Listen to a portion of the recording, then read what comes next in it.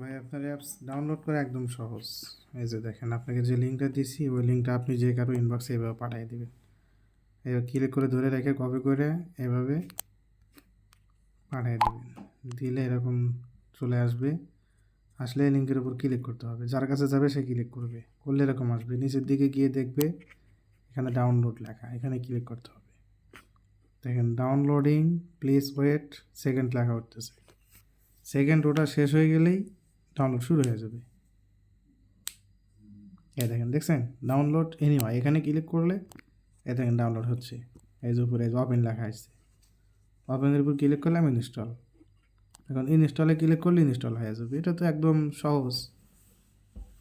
এরপর হয়তো এরকম আসতে পারে, এরকম আসলে এখানে যে সি মোরে ক্লিক করতে হবে।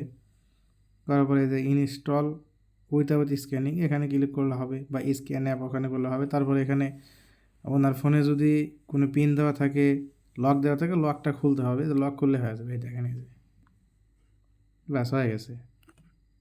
দেখছেন একদম